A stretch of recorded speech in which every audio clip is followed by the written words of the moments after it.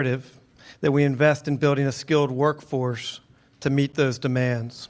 It's my pleasure to be joined by Ivanka Trump, Assistant to the President and First Daughter, I believe is the official title, Secretary Ross, Secretary of Commerce, and Dina Powell, Assistant to the President and Deputy National Security Advisor. Thank you for joining us. I'll start with Ivanka. So workforce is a topic that impacts people in various stages of their education and work life. How will the administration look at this holistically? Well, I think first and foremost, you have to break it down into multiple elements. So when you think about the broader concept of workforce development, you think about K through 12 and ensuring the kids graduating and coming out of our school system are equipped with the skills that are necessary in the modern workforce.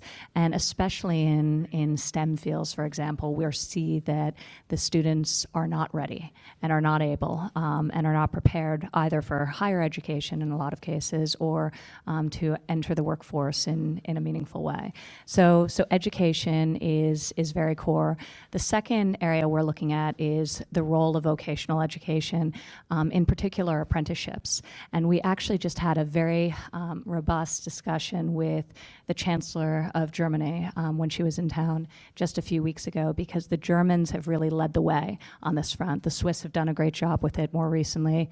In England, we've seen a lot of focus on apprenticeship training. So really thinking about the role of vocational education and making sure that it is incentivized for both the students to consider it as a viable option and partnering with the private sector to really ensure that what's happening, the education taking place, whether it's at community college or at apprenticeship programs, matches ultimately their needs. So skill-based education. The last thing we're looking at is workforce retraining. So for people who have been out of the workforce for a number of years and are looking to re-enter, or people who are currently in the workforce, but they're in a field where jobs are rapidly being displaced. So how do we take large groups of people and think about how to retrain them in areas where their skills will be more relevant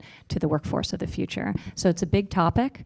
There's tens of billions of dollars that are allocated across over 14 agencies on this topic. So another area similar to what we were talking about with infrastructure is really taking a look at all the programs that are out there, consolidating those programs and working collectively. We had a meeting last week where we had the Secretary of Education, Wilbur, we had the Secretary Mick Mulvaney was there. Mick Mulvaney was there, really thinking about how we can ensure that everyone's working collectively with these goals in mind. Great, thank you. Secretary Ross, are there ways to incentivize the private sector to further their investment in workforce training? Many of them have taken a leadership role on this already. Yes, the big corporations seem to be finding a pretty good way to do it. If you have a large number of employment needs in given locations, you can partner with local community college, with even some of the high schools to accomplish the purpose. What's harder is to get the small business who has very limited needs to be able to do it. So we've been focusing some on delivery mechanisms. And one of the ones I'm kind of intrigued with is integrating technology into the delivery mechanism. You have licensing problems at schools, you have all kinds of things of that sort. So I think combining the human instructor element with internet delivered service in education is a very important thing. Specifically for the small businesses, we're looking at programs whereby they can both get an assurance of retention through a kind of loan program to the students, with the idea being they would gradually forgive those loans as the student stays on with the employer, maybe over a 5-year period, and trying to match that with tax deductibility to the corporation, but hopefully not taxable income to the student as the loans are forgiven, and couple that perhaps with some loans from the Small Business Association, Small Business Administration, to the little companies, backed by the combination of the company's credit and the loans that they had made to the students on some realistic loan-to-value ratio. So we're trying to get into the nitty-gritty of the how so that this can truly be rolled out on a nationwide basis and help not just big companies but little ones, because the younger companies tend to be the ones who are really producing the jobs and are expanding the most rapidly. Certainly get a feel for why Secretary Ross is at the table on workforce development. Dina, the private sector, to continue on that conversation, as we've mentioned so far, they've been the leaders so far in workforce development. As we look at making this a true initiative of the administration, what role will the private sector play in that? Well, first of all, I think clearly defining some measurable goals in each of the initiatives. Having spent the last 10 years in the private sector, I'm having a little bit of whiplash coming back to government and remembering some of the inefficiencies and some of the difficulties. When Reed and Jared and Chris spoke to the president about taking on the IT challenge, you know, the minor thing of trying to modernize the IT of the U.S. government, the president nailed it by saying, "It sounds like a really hard thing to do that's going to help the next guy." And I think that's often why so many of these projects haven't been taken on. They require presidential leadership and capital and a real commitment to work with the private sector. And I think the private sector will push us in the right direction through the American Innovation Council to actually have measurable goals in each of these initiatives, as Leader McCarthy was laying out. When I was working with Kathy and Bob Steele and others in New York on the private sector initiatives we built, we really tried to think about our company as, at the time, as a lab of innovation. The private sector can take riskier capital to build new models around job creation, economic development, whatever they may be, and actually have the rigor of a measurement system to see how this program worked and what it achieved. But it really is ultimately only government that can scale programs in a meaningful way. And I do think in this administration there is an incredible desire to have a real legacy around things that the private sector helped us achieve that we can really measure in an important way. It's been interesting as we've started to study it. The same principles that are holding true in countries that have always favored apprenticeship programs are true here. They're just being driven by the private sector. When our private sector companies team with local community colleges, help them do the curriculum, put in place internship and apprenticeship programs at the private sector while they're doing the community college education, vocational education, they're achieving terrific results. People are not dropping out.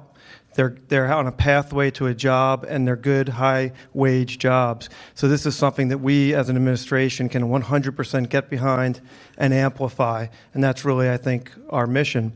I think, Reed, on that Please. point, it's worth mentioning the task force that was formed with the private sector on exactly this topic. So obviously this will be informed by incredible academics and both government agencies and people working in just across the private sector. But some of the programs that we've examined, and Ginny Romney from IBM is on our task force, and one of the incredible things she did at IBM was really work with a series of now over 40 public schools to ensure and creating an actual curriculum with those schools, the PTech schools. The first one was in Brooklyn, New York, actually, and to create a curriculum for these apprenticeships, for these students going through, and then IBM would hire the students on the other side.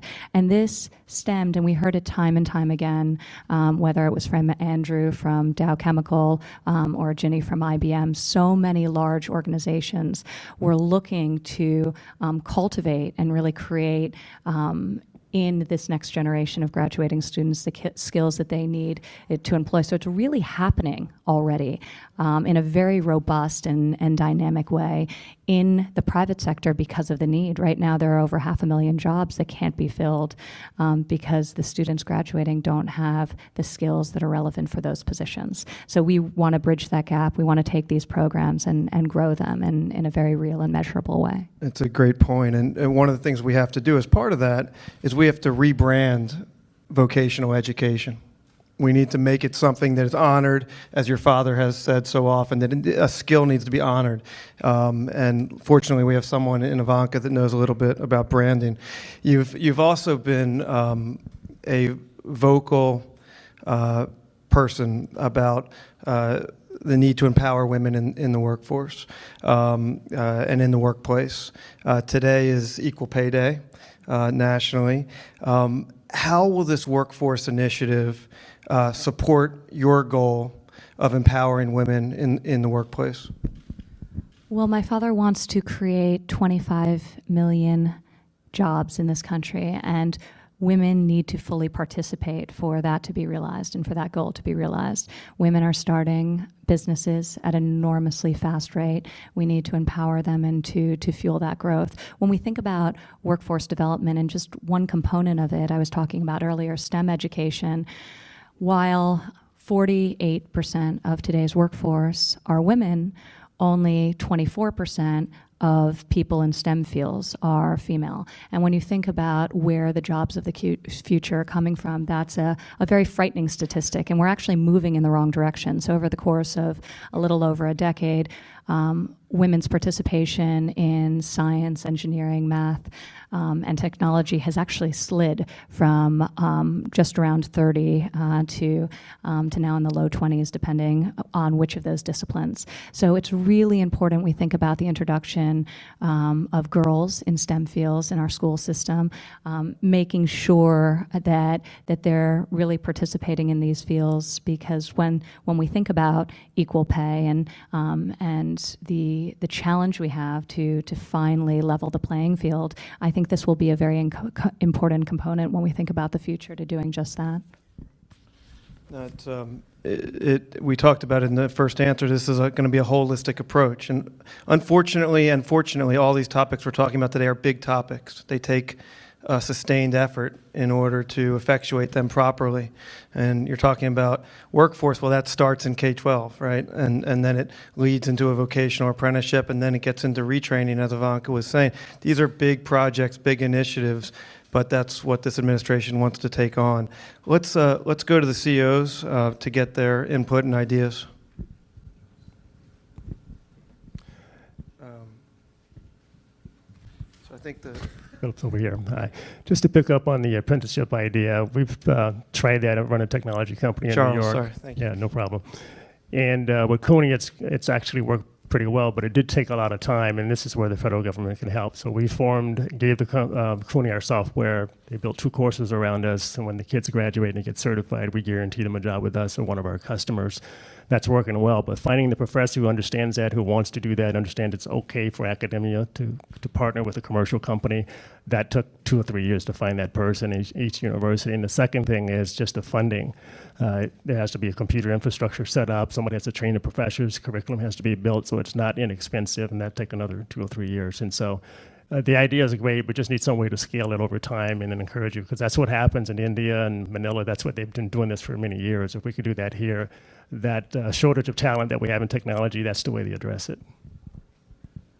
And we've seen some of the most successful examples happening organically, just like you mentioned, where private sector needs at companies are being met through community colleges, where they're collaborating locally, creating a curriculum that is mutually advantageous to the students graduating and to the companies who are prospective employers. So we're studying all those different efforts and looking to figure out how to scale it. I think Secretary Ross mentioned the role of digital, which is enormously important.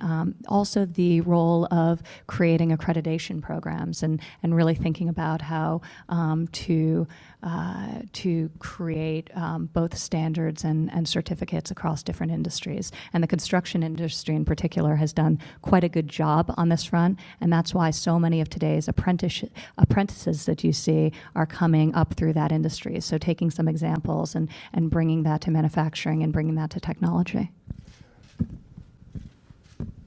Yeah, I'd like to challenge the people in this audience to come up with a better way to label vocational.